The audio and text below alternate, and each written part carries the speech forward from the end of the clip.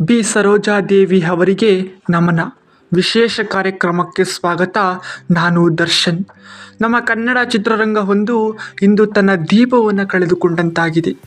ಅಭಿನಯದ ಸರಸ್ವತಿ, ಲಕ್ಷಾಂತರ ಹೃದಯಗಳನ್ನು ಗೆದ್ದ ಕನ್ನಡದ ಪೈಂಗಿಳಿ ಬಿ ಸರೋಜಾದೇವಿ ಅವರು ನಮ್ಮೊಡನಿಲ್ಲ. ಅವರು ಕೇವಲ ನಟಿ ಅಲ್ಲ, ಅವರು ಒಂದು ಯುಗ, ಒಂದು ಪ್ರಭಾವಶಾಲಿ ಶಕ್ತಿ. ಅಭಿನಯ, ನೈಸರ್ಗಿಕ ನಗೆ, ನಯನ, ಮನೋಹರತೆ ಎಲ್ಲವನ್ನೂ ಏಕಕಾಲದಲ್ಲಿ ಹೊಂದಿದ ಪ್ರತಿಭೆ. 1938 ಜನವರಿ 7 ಬೆಂಗಳೂರು ನಗರದಲ್ಲಿ ಜನಿಸಿದ ಅವರು ಕೇವಲ 17ನೇ ವಯಸ್ಸಿನಲ್ಲಿ ಮಹಾಕವಿ ಕಾಳಿದಾಸ ಸಿನಿಮಾದೊಂದಿಗೆ ಚಿತ್ರರಂಗ ಪ್ರವೇಶಿಸಿದರು. ಅವರ ನಟನೆ, ಅವರ ಅಭಿವ್ಯಕ್ತಿ ಕನ್ನಡ, ತಮಿಳು, ತೆಲುಗು, ಹಿಂದಿ ಚಿತ್ರರಂಗಗಳಲ್ಲಿಯೂ ಕೂಡ ಸಹ ಮಿಂಚಿದರು.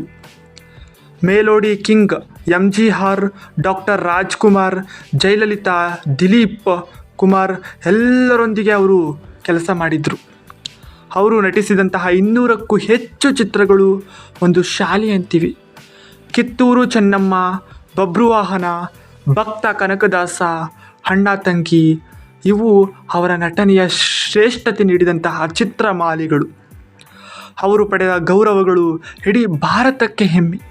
ಪದ್ಮಶ್ರೀ 1969, 1969, ಪದ್ಮಭೂಷಣ 1992 ಸಹಿತ ರಾಜ್ಯ ಪ್ರಶಸ್ತಿಗಳು, ರಾಷ್ಟ್ರೀಯ ಪ್ರಶಸ್ತಿ ಹಾಗೂ ಜನರ ಪ್ರೀತಿಯ ಮುತ್ತುಗಳು.